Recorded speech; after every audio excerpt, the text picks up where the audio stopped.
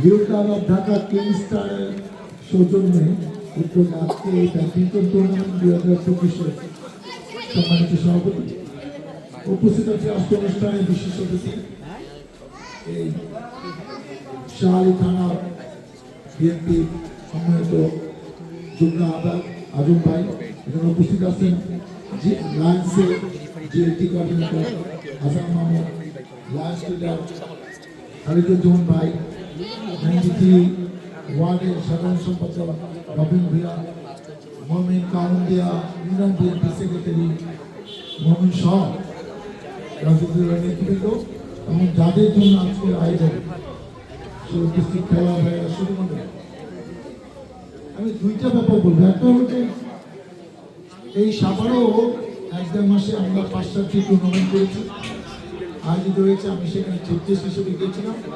একটি টুর্নামেন্ট ছিল প্রায় মাসব্যাপী, 72টা টিম অংশগ্রহণ করেছে। কিন্তু যে কথাটা আমি না বলে পারছি না, এত চমৎকার মানসম্মত স্ট্যান্ডার্ড খেলা আমি এই 5-7টার মধ্যে দেখে থাকি। এখানে যে সেমিফাইনাল খেলাগুলো খেলা হয়েছে এবং আরও তো জীবনে আমি খেলেছি অনেক বড় বড় টুর্নামেন্টও তো যাওয়ার সুযোগ হয়নি। এটা খুবই একটা উচ্চমানের টুর্নামেন্ট হয়েছে এবং প্রতিযোগিতায় আমরা খেলা দেখে খুব মজা পেয়েছি। ইনজুর না হলে খেলাটা হয়তো আরও আকর্ষণীয় হতো। আমি আশা করবো যে আগামী বছরের জন্য এই ধরনের টুর্নামেন্ট অব্যাহত থাকে, আমরা যেন সেগুলো দেখার সুযোগ পাই। আর দ্বিতীয় হলো যে তরুণ সমাজকে মাদক কিংবা অন্যান্য বাজে অভ্যাস থেকে দূরে রাখার জন্য খেলাধুলার আয়োজন দরকার নেই। সুস্থ মন সুস্থ দেহের জন্য যে খেলাধুলা প্রয়োজন তা কিন্তু না।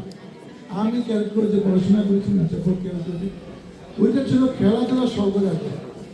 ওখানে রুটিন করা থাকবে, আজকে ফুটবল খেলতে হবে, কালকে ভলিবল, তারপর দিন basketball, hockey, cricket, loan tennis, boxing সব কিছু করতে হবে।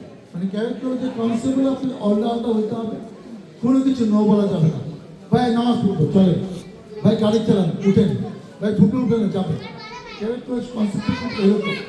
আর খেলাধুলার প্রয়োজন আমাদের জীবনে এই কারণে, আমাদের জীবনটা কিন্তু একটা যুদ্ধ, একটা প্রতিযোগিতা। আপনি পড়াশোনা করছেন, ম্যাট্রিক, ইন্টারমিডিয়েট, অনার্স, মাস্টার, যেখানেই পড়াশোনা করছেন, কম্পিটিশন করে ভালো রেজাল্ট করতে হচ্ছে, পাস করতে হচ্ছে। আপনি পড়াশোনা শেষ করে চাকরি করতে যান, ইন্টারভিউ দিয়ে চাকরি করতে হবে, এটা একটা প্রতিযোগিতা।